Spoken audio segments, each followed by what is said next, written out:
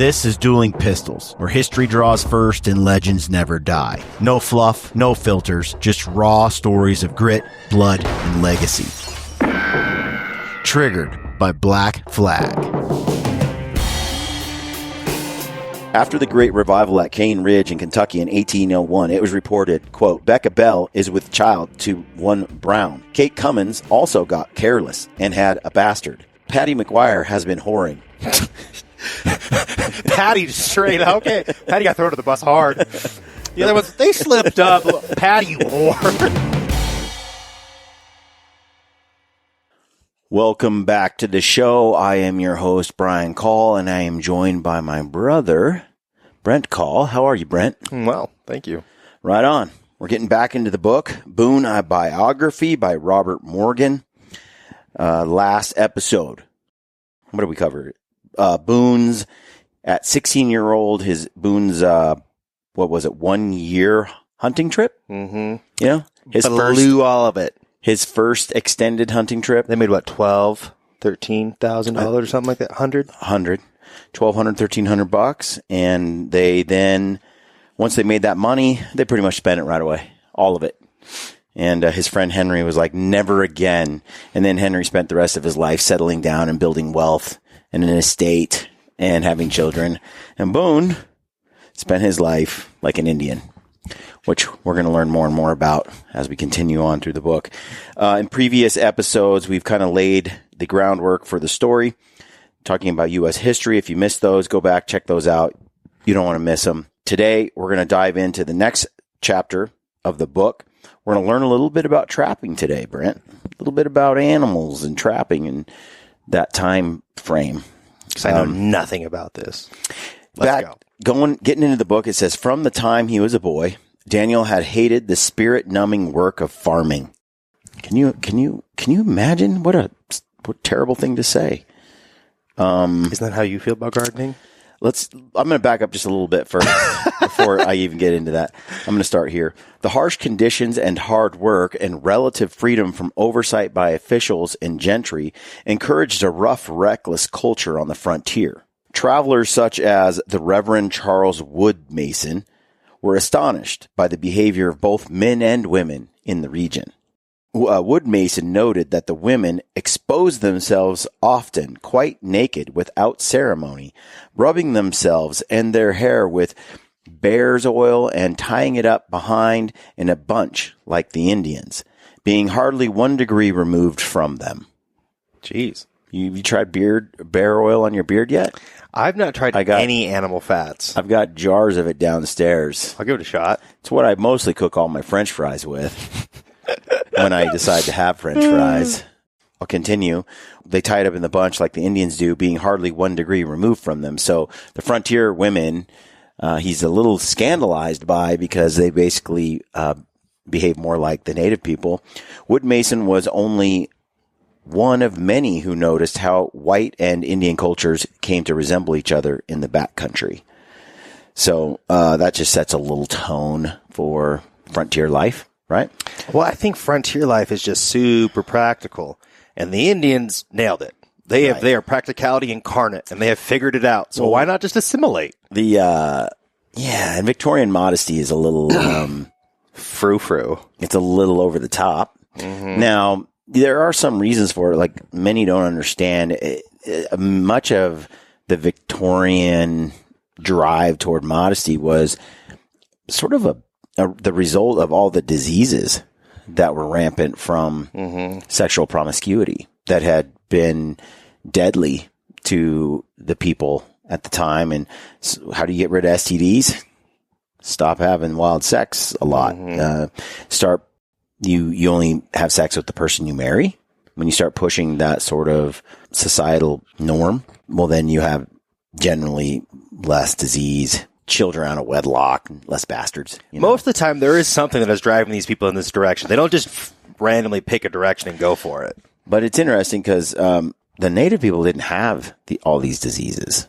They didn't have all these sexually transmitted diseases. It's because they woke up and they gargled first thing every morning, Brian, like a good Lakota. Okay, back to the book. It says, so from the time he was a boy, Daniel had hated the spirit-numbing work of farming. Wasn't his thing. He never took any delight in farming or stock raising. Daniel's nephew, Daniel Bryan, said many years later, but followed hunting until he grew to manhood.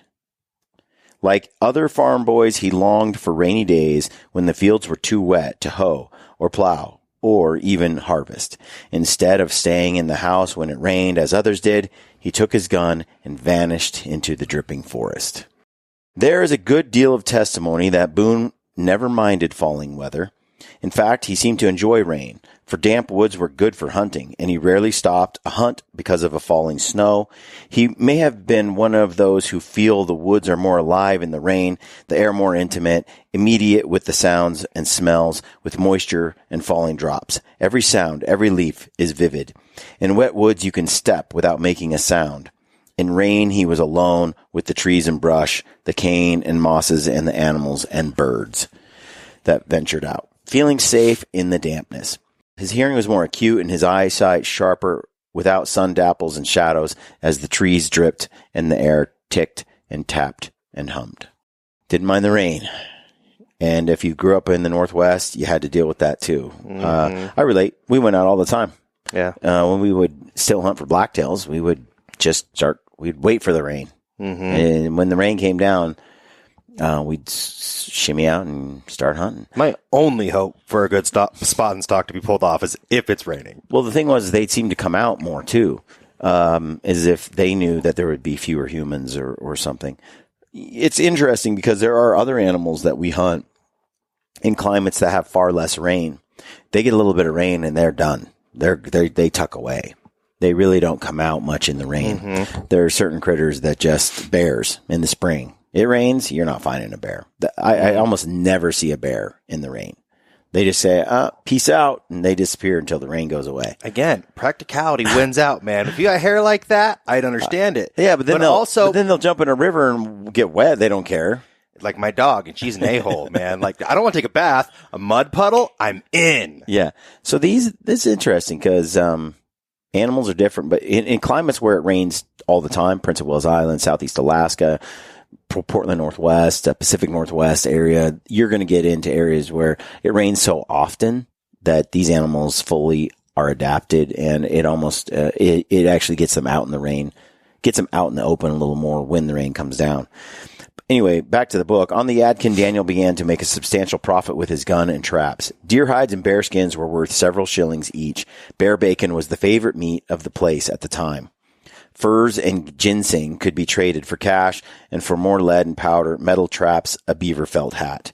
Bear Creek in the Yadkin Valley was supposedly so named because one winter Daniel killed 91 bears along its banks. It's a lot of bear bacon. It's all just mayhem. Could you imagine that, dude? In how much time? It said one winter. He killed 91 bears. So he's basically killing a bear a day. Yeah. Yeah. I mean, there was a lot of bears out there. This is the sort of difference between the native people and the settlers, though. You know, native people killed a few bears that they needed, and then they stopped. The settlers tended to make a living out of it, you know, as it's a commercial enterprise. So going back to the book, and Daniel and an unnamed companion were said to have killed 30 deer in one day. Deer were more important for the hides than the venison, which was often tough and stringy. They say tough and stringy. I mean, whitetail venison is good, but if you do compare it to a bear and bear bacon, it's a different thing for sure. Anyway, it sounds like deer, like it says, deer was about the hides and bear were about the meat, which is so different than today. In certain states, like in the state of Idaho, you're not even required to keep the bear hide. Or, I mean, the bear meat. Okay. So you have to keep the hide. But in other states, it's the opposite. Interesting. You have to keep the meat. The hide is somewhat optional. Back then, they hunted the bears mostly for the fat and the meat and the bacon. And they hunted the deer for the hides. Nowadays, you have all these hunters that hunt deer for meat and bears for hides and discard the meat. You know, It's like, So there's a thing. People don't understand how good bear is. Oh, That was sort of lost once we had domestic animals sort of subsume them. Before the white trappers introduced the metal trap, the Indians had depended on snares and deadfalls, pits, and arrows. Animals could get caught in nets spread under leaves, that wrapped up the prey when the trigger was sprung and jerked them up to hang high in the air. Small animals could be caught in nooses. A mink or otter was more likely to be taken in a deadfall, a rock or a heavy log fixed to its victim when a trigger was tripped. You ever made those deadfall traps? I've never made them, but I've seen them before. It's genius. Just having a big fat rock drop on them. Yeah. I saw some sketches on some grizzly bear deadfalls. That's a big deadfall. Yeah. They would have like entire giant logs that the native people would prop up and get put into Screw place. that, bro. I'd have a mountain. Are you kidding me? And then if the log fails, what are you going to do? You got to run it? It says beaver were usually speared with a barbed gig. The Indians knew how to attract beavers with castoreum, a scent taken from the gland of another beaver, which is the most smelly thing on the planet. Castoreum, like castor oil? Is it spelled like castor, so. castor? Yeah, I think so. Bigger animals such as foxes and wolves could be taken in pits, dug in trails, and covered with thin sticks and leaves and a trapdoor that tipped the animal into the deep hole. I mean, basically everything you saw on the movie Swiss Family Robinson, all the traps for the pirates and the lion and all that. It's all that stuff, right? I love that. My tiger! He's my tiger! I totally relate with that kid. Yeah, so before steel traps that the settlers brought to the Americas, these were all the tools, the snares, the pits, the deadfalls. These are all the more primitive traps that the native Indians had mastered to catch game. Here we have that being replaced by steel traps in some ways. So castor, Castoreum is gross. It is. It's a yellowish exudant, which just means a secreting liquid. I love that word, exudant. Secreting liquid that comes from, it's not even a true gland. Really? They call it a preputial gland. Sometimes people will misname them and call them a scent gland. They're not technically a gland. But I don't know what the difference between this, because it sounds to me that it works the same way that a deer's tarsal gland works. They got to urinate on it. They have to use urine because it's located basically like between their butthole and their private part. They just urinate down it, and it just sweeps it off. Wow. Kind of like the deer do. Both sexes have it. It stinks. Get that on your fingers. It stinks so good that they use it in perfumes and have since the 1900s. They use it for trapping all sorts of animals. Trappers have been using that scent to lure everything. They still do. Guess how much a sack? How much an ounce is worth? I should say. I have no idea. Between $2.50 and $5 an ounce. Is that a lot? I guess. I ain't going for it. I got better ways of making money in my life, bro. I ain't going for beef. Okay, so back to the book. It says the Indians were adept with their methods, perfected over thousands of years. They used furs for clothing and decoration, ceremonies, and talismanic signs, for crafting pouches, quivers, and headdresses, for trading with other tribes. When the Europeans arrived, the Indians discovered furs were their most valuable commodity. Wars were fought and whole villages massacred over the fur trade once the traders made fur so important. So once fur became the sort of thing that the Indians really could use, because the Europeans wanted it like they wanted gold, then the fur trade went wild. Once the Indians jumped in on it too, because they could get all the stuff they wanted. Yeah, so you have the French trappers, the British, you have all the settlers, the colonialists, and you have the Indians all fighting over the fur trade. Religious orders established missions in Canada and farther south. partly to save the souls of Indians and partly to serve as forts to protect the lucrative fur trade. This is insane, dude. There's just mass genocide of both animals and Indians via biochemicals, basically bioweapons from people, not intentionally, but, people getting sick and diseases. Yeah, from smallpox. Religious upheaval, and then there's just no elbow room because everyone's trying to get a piece. Conflicts over the regions of supply and control of the tribes contributed to the so-called French and Indian War of the 1750s and the 60s, or the 7 Years' War. So you mentioned this the other day. You know what war that was? What are the dates? Which we're doing another history lesson. Which war? French and Indian War. Sometime in the middle of the 17th century, Ryan. Yes, it was 1750s and 60s. We're going to get into that. It's a 7 Years' War. That's what they call it. That's Through another the 50s name for and it. 60s. Didn't start in 50 and end in 60. Yeah, it was like the War of the 1750s, kind of starting somewhere in there. I think 55 to maybe 71. We'll figure. I'll dive into that in a little bit. In fact, I think I have it right here on my phone. French and Indian War. It was 1754 to 1763. Was the theater of the 7 Years' War, which pitted the North American colonies of the British Empire against those of the French, each side being supported by various Native American tribes. At the start of the war, the French colonies had a population of roughly 60,000 settlers compared with 2 million in the British colonies. So the British were like, there was way more people. And back then, warfare was people, not. Yeah, it was numbers. It was bodies on the ground still. The outnumbered French particularly depended on their native allies. So it's interesting. So the British joined forces with the Iroquois, the Wyandot, and the Catawba and the Cherokee, and the Mingo.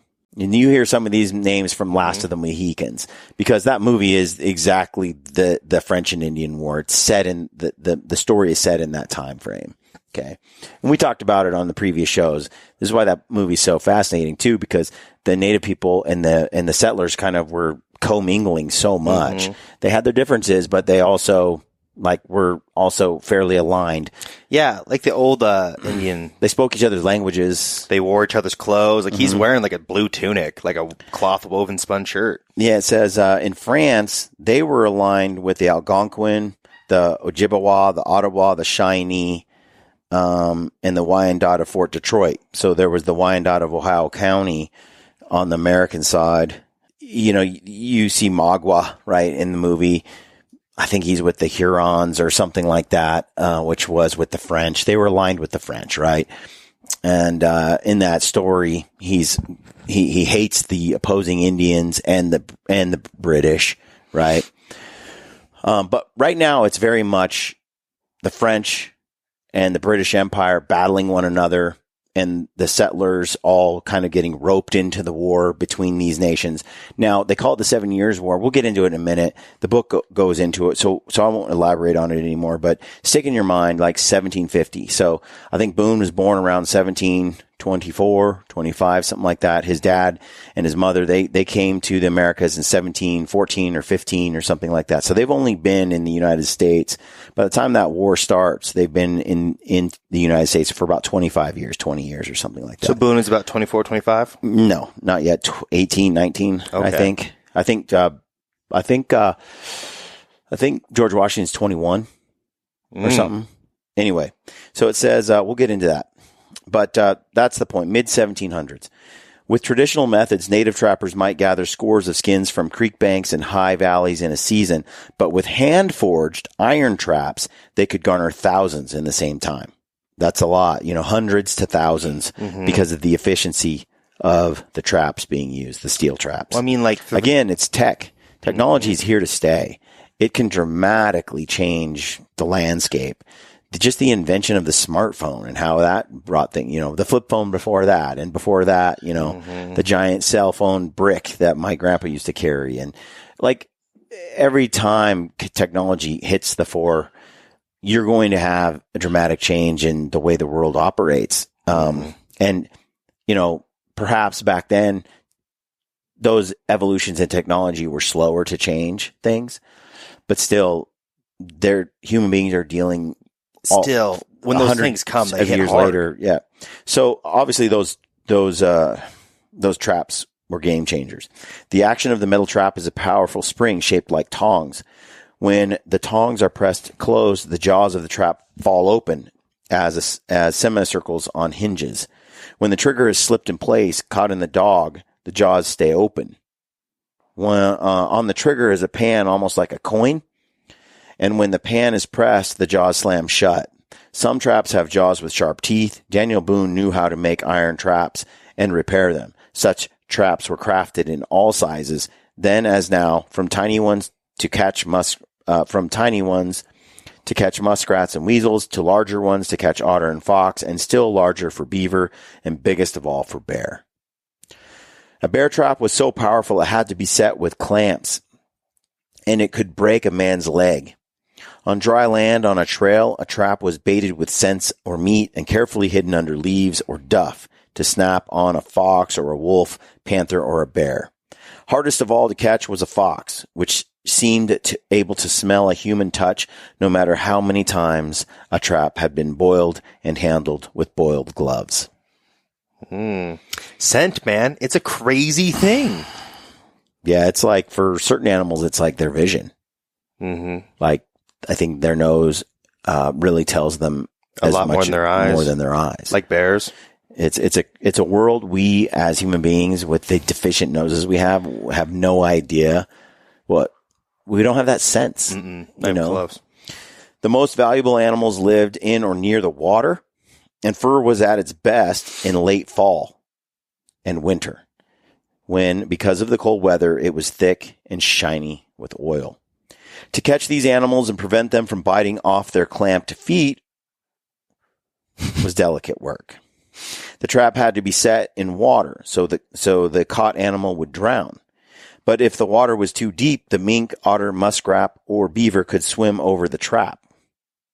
Therefore, traps were set below slides or runs, or where paths entered the stream, or between rocks where the animal was known to pass. The trap was hidden in the water, but it had to be chained to a rock or root or sapling, or the animal would jerk it away and be carried downstream.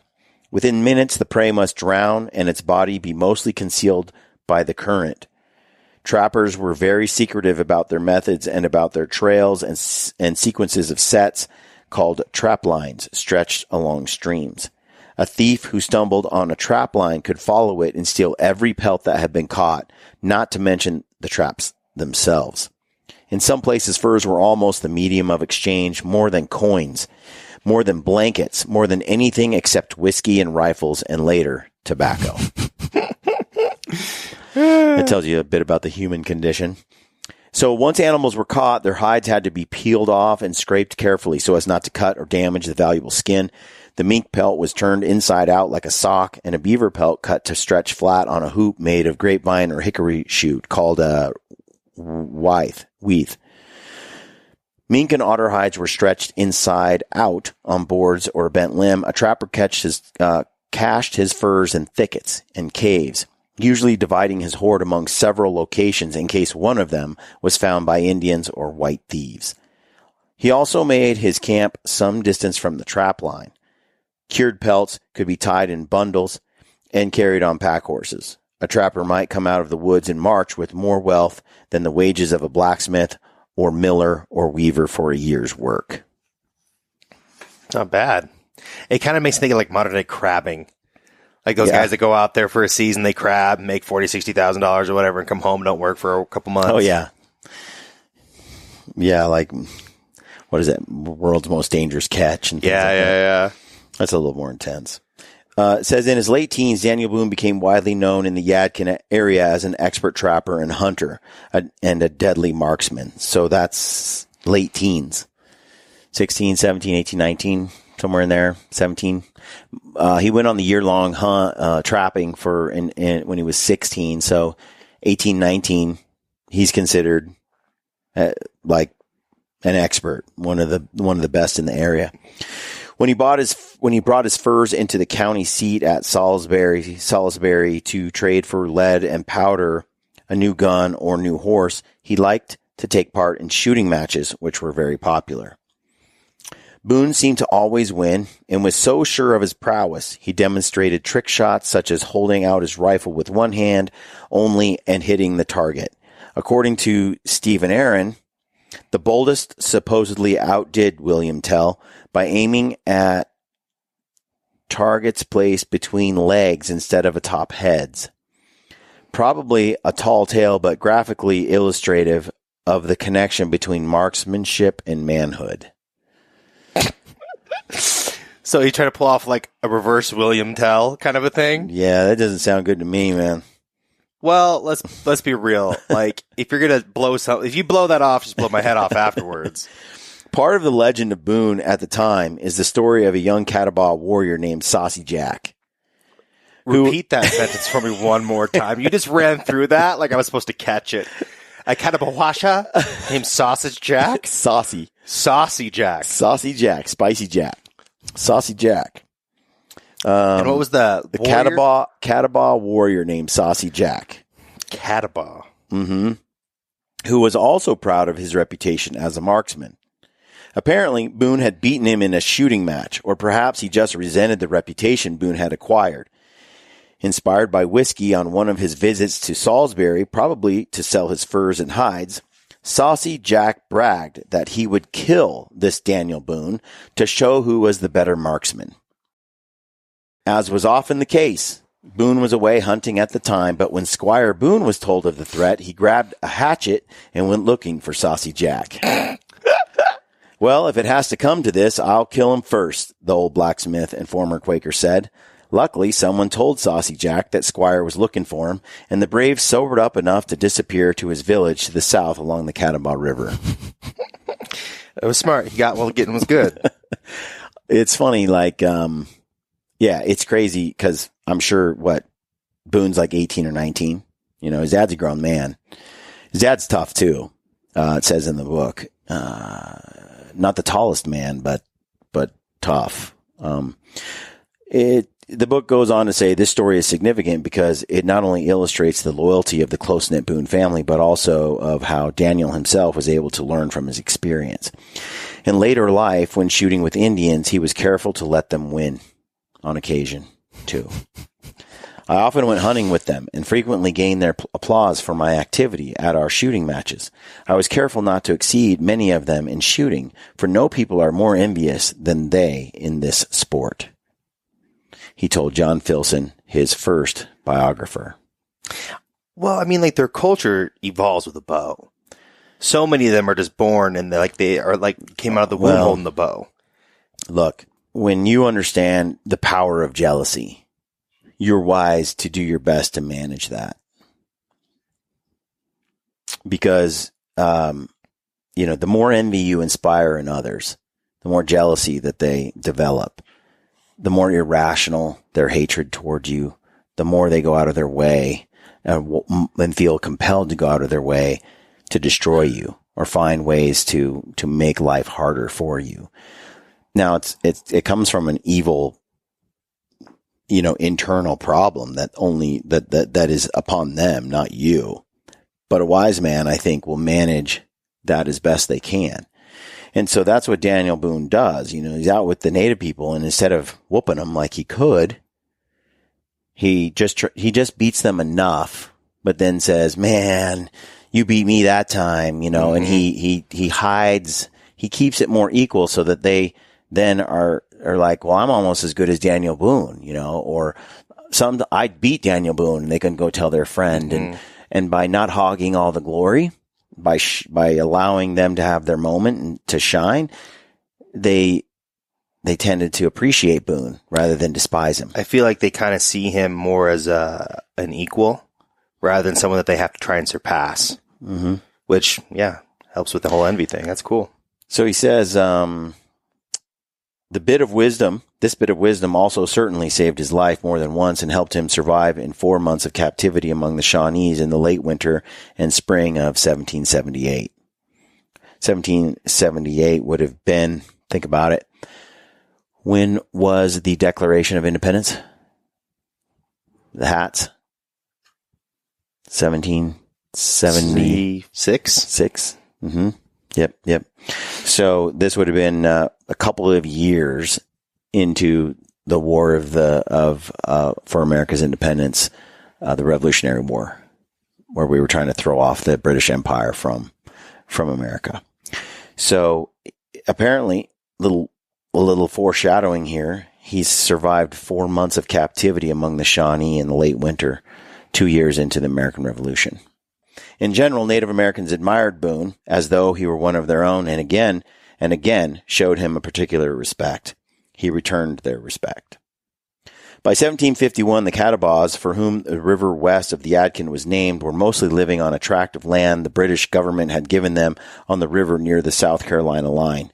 The people of the river were a Sioux nation, Sion nation, I can't say the word, and had been known as fierce warriors earlier, but in the 18th century, they became peaceful and cooperative with whites and absorbed refugees from many other nations fleeing from white incursions.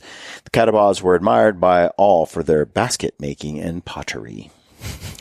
Around this time, relations between Indians and whites on the western frontier began to be affected more and more by politics on larger or even global scale. For almost 200 years, the rivals for dominance of North America had been Britain and France and Spain, countries now waging war on several other fronts as well in what was called the 7 Years' War. North of Florida and east of the Mississippi, it was primarily a struggle between France and Britain. The English had settled most of the eastern seaboard from Maine to Georgia, establishing the thriving port cities of Boston, New York, Baltimore, and Charleston, as well as several cities at the fall lines of rivers where navigation stopped, like Richmond, Albany, and Philadelphia. The English had cleared land to raise tobacco, rice, cotton, and indigo. They'd built ships and hunted whales. Indigo? Mm-hmm. For dyeing clothing. Oh, gotcha. And such. It was a very, very big commodity at the time. So, it says instead of clearing land and building cities, the French had developed the fur trade with the Indians in Canada and as far west as the lands of the Dakota Sioux sent missionaries and explorers married with the natives. So while the English were like sending people to the U.S. to establish colonies and just put a foothold and just like own the spot, the French were just sending fur traders and trappers and people business and people who were there just to do the business and creating trade routes and things with the Indians they knew and exploring and more relationships and building a big fur trade. The French claimed all the land west of the Appalachian Mountains and had built forts at Detroit and along the Mississippi River. Their influence spread west into the plains and south to New Orleans, where they encountered the presence of the Spanish. Okay. So to strengthen their hold on the territories, both England and France formed alliances with the larger Indian nations. This is where I was talking about earlier, where the English would get together with the Iroquois, and the French would get together with the Delaware and the Hurons and stuff. Okay. They traded whiskey and firearms and all kinds of stuff. And it says that the Iroquois was a powerful confederation of Indians. Those are the ones that were with the British side of things. And it says that they were really effective in attacking the French and the French allies like the Shawnee and the Hurons. Many of the Midwest Great Lakes Indians, such as the Shawnees, Mingos, and Delawares, they have been driven by their home as they were getting their butts kicked by the British and the Iroquois tribes. This goes on. The source point of the contention in 1753 was western Pennsylvania, where the Allegheny and Monongahela rivers came together to form the Ohio, which the French had a name for. So basically, whoever had the river was the king, whoever owned the river. Anyway, what happens here is you have Benjamin Franklin and a young Benjamin Franklin. You have a young, for example, George Washington. They're all players at this time. And they're all kind of getting into these little skirmishes and arguments and who owns what. And there's basically the 1750s. There's starting to be, wars between different tribes that are on different sides of the French and Indian and Spanish deals here. In the same year, the woodsman Christopher Gist, a neighbor of the Boones on the Yadkin, was employed by the Ohio Company to make a probing excursion into the Ohio Valley, almost 20 years before Boone and John Finley would go there. Important political leaders like young George Washington, who was only 2 years older than Daniel Boone, had these western lands very much on their minds. They had been there, they wanted them, right? From 1754 to 59, Washington spent the bulk of his time west of the Blue Ridge, leading a series of expeditions into the Ohio country that served as a crash course in the art of soldiering. So he's exploring all these lands. They're trying to get as much of it as they can and declare it basically British land. Washington, only 21 then, but already a surveyor and a ranger, with Scout Christopher Gist and 4 others. They were sent to Virginia to march into the western wilderness in 1753 to warn the French to stay out of the territory that was claimed by the English. Though it was the middle of winter, Washington and Gist found the French, who initially treated them with great courtesy and then told Washington to go to hell. Okay. The next summer in 1754, Washington was sent back into the wilderness with a small army to strengthen British claims there, but they found the French had already built a stockade, Fort Duquesne, at the forks of the Ohio. And Washington won an initial skirmish with the French and their Indian allies, and they built a blockhouse called Fort Necessity, about 30 miles from Duquesne. For necessity. But he was later attacked by the French and forced to surrender and returned unharmed to Virginia. Remember the Last of the Mohicans, where they finally surrender and then they promise they won't come back and fight later? The British say, okay, we won't. There was a lot of this gentleman warfare kind of stuff where, you know, there would be a situation where a group would surrender and then promise not to fight again. And all these sorts of moves were chivalrous type moves, and it was accepted, right? The Native people didn't get that. You know, it was more like scalp. I mean, if someone's coming, like if you're going to kill somebody, you're going to kill somebody. Well, they didn't trust that they wouldn't just come back and fight again. It doesn't make sense. Which sometimes they did. You let these people go, then they come back and kill you later, you know. In 1755, it says, well, it just starts to get into the goings on with the war. And it says, while in Philadelphia gathering his forces, General Edward Braddock told Benjamin Franklin he was sure he could defeat the enemy in 2 or 3 days. Franklin warned him that Indians had their own way of fighting in the American backwoods. But Franklin later reported that Braddock smiled at my ignorance and replied, "These savages may indeed be formidable enemy to your raw American militia, but upon the king's regular and disciplined troops, sir, it is impossible they should make any impression."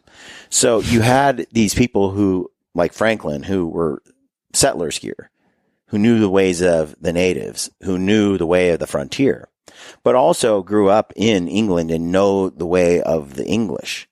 But the arrogance of the English and there's those who didn't know the ways of the Americas come over here and just were totally ill prepared for the battles that they would have with the Indians. And as he just said in that arrogant way, these savages may be indeed formidable to you guys, you settlers, you weak, pathetic frontier people. You guys. But the king's army? No. Our disciplined troops, sir, it is impossible that they should make any impression. A force of more than 2,000 men was embodied or brought together from several colonies in June 1755 at Fort Cumberland in western Maryland. What do you think happens, Brent? People are going to shoot each other. Major Edward Dobbs, son of the governor of North Carolina, brought a company from the western part of that colony, including Daniel Boone, who had joined as a teamster and blacksmith. So he's out there driving the wagons, and he's a blacksmith. Many people who would become important later were involved in the expedition to drive the French from Fort Duquesne. Daniel Morgan of Winchester, Virginia, who would later distinguish himself in the Revolution at the battles of Saratoga and Cowpens, was there as a teamster for Washington's militia, George Washington, which would support Braddock's army of regular soldiers. So Braddock's army is from England. They're the British Empire soldiers. They're together with George Washington and Daniel Boone, who joined up, and he is just a teamster, and he's not a fighter. He's a teamster and a blacksmith. Boone is not much of a fighter. He can fight, and he'll fight someone one-on-one. He doesn't like to kill.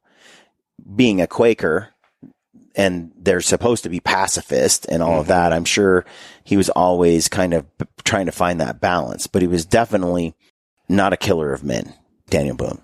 He didn't like taking life. In the midst of this, according to Daniel Boone's son Nathan, his father said Daniel Morgan was a cousin of the Boones, though modern scholars have not confirmed this claim. Okay. It may have been at this time that Boone was initiated as a Freemason. Masonry was popular in Virginia, and Washington and many of the other officers of the militia were devoted Masons. Washington had been initiated November 4th, 1752, at the lodge in Fredericksburg, Virginia, and Boone may have joined there also in 1755. So if Washington is 21, Boone is 19. During the later Revolutionary period, Washington would encourage the establishment of military lodges among his army. Masonry served as a bulwark against monarchy and feudalism, Roman Catholicism, and the emotional extremes of some Protestant sects, and offered a way to put in practice new ideas of fraternity, progress, and rational thought. Like I said, it was more of a brotherhood. We're all created equal. It was a way to sort of come together and agree to disagree, but agree on the things that mattered, which is really the foundation of America. The idea that all men are created equal, that you have your right to liberty, freedom, pursuit of happiness in your own way, and I in mine. It's kind of Freemasonry, the fraternity idea. So going on, it says Thomas Gage, who would later serve as commander-in-chief of British forces in North America, was with Braddock as a young officer. So we're getting the names of all these different settlers joining up with the British Army, pushing in to get rid of these French that have moved into the territory that Washington a year earlier was told that told them to leave, and they said, go to hell. They built a fort.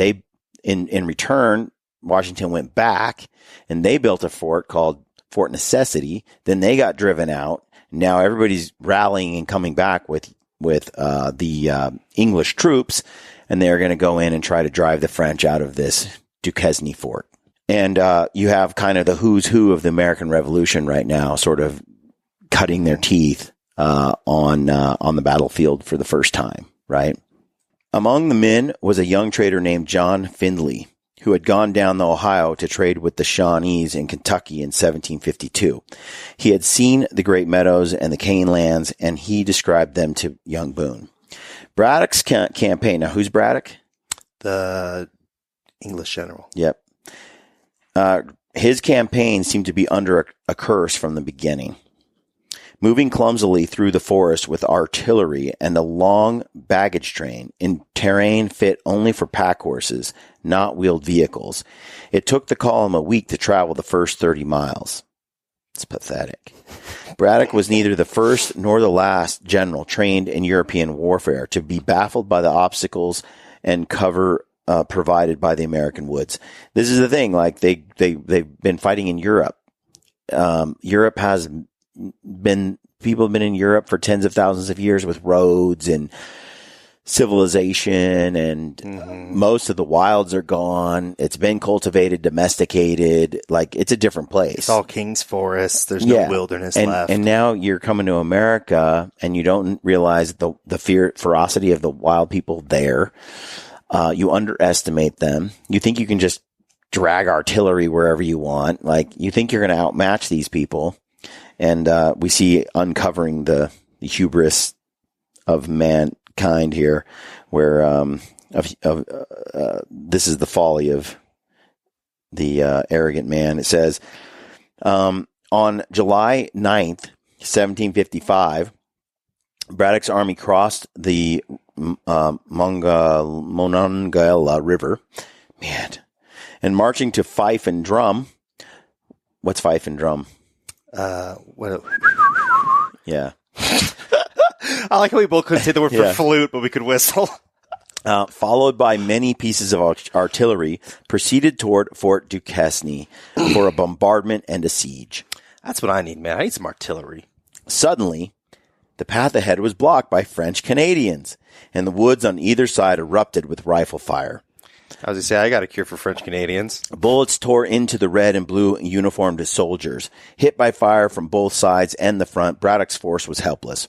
It was an ambush that could have been avoided had Broderick used Indian scouts ahead on either flank.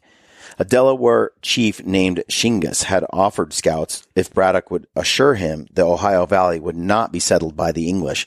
Braddock had answered no savage should inherit the land, and said that besides, he did not need their help. With no vedettes or flanking scouts, Braddock had marched into a death trap.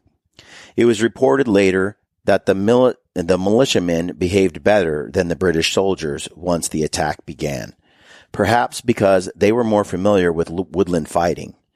The soldiers panicked and began firing wildly, killing their own men. Entire companies were wiped out by friendly fire from British muskets. As Washington described it later, they, the militiamen, behaved like men and died like soldiers, while the regulars broke and run as sheep before hounds.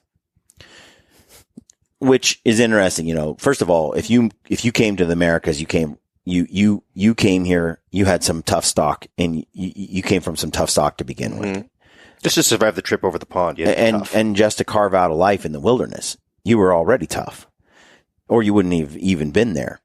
And now that you're there, you're fighting for your family and your future and your homestead and everything.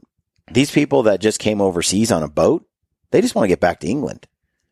They're just there to do a little fighting and get gone.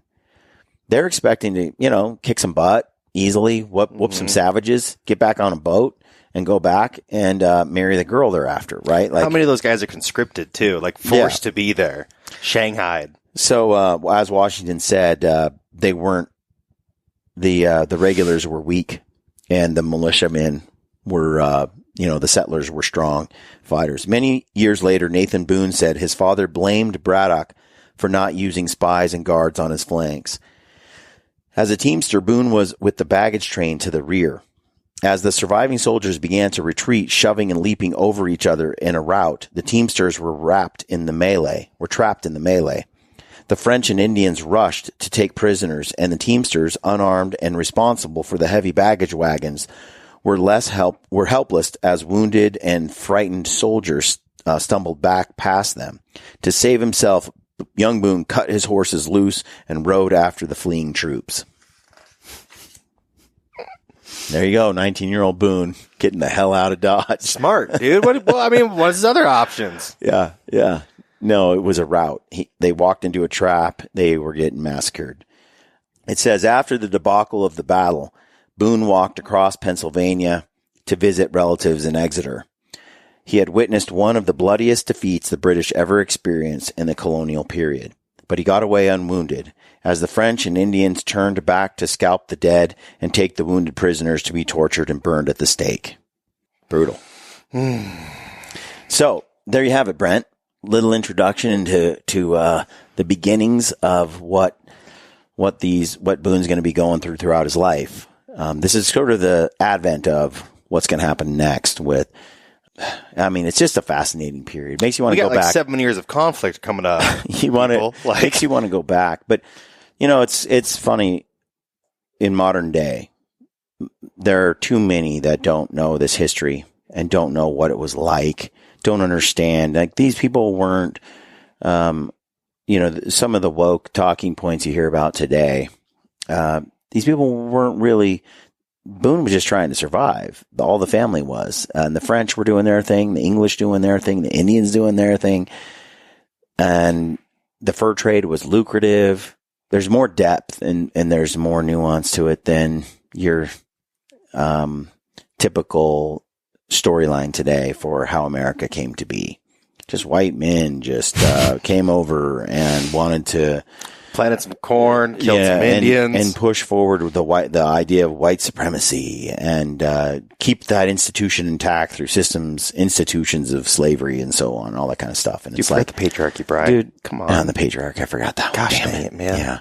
So, anyway, we're going to get into the next part of the book. I hope people are enjoying the series. We appreciate you. If you do, don't forget to like and subscribe to the channel. Share it with your friends. Leave us a comment below. We appreciate that. We'll read every single one. Thanks for tuning in. We'll see you the next time. All right, folks. I hope you're enjoying the Dueling Pistols podcast. If you like it, do us a favor and share it with a friend. Help us get this thing to grow a little bit bigger. Tell your dad, your mom, your brother, your sister, your buddy, your uncle. Go to your contacts, grandpa. hit select all, send. Just sell it. Just share it with a friend of yours, somebody, and help us spread the word about the show. Thanks for supporting us. We'll catch you on the next episode.